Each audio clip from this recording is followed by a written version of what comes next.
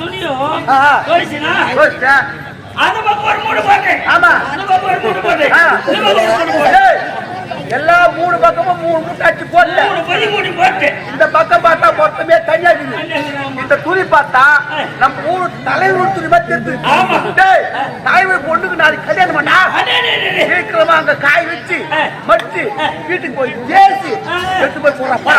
மாமா இந்த ரெண்டு துணி போடுறதுக்கு எங்கேயுமே இல்லை. சீக்கிரமா கண்டுபிடிச்சு போடு. சுத்தி சுத்தி பார்த்துட்டு வரேன்.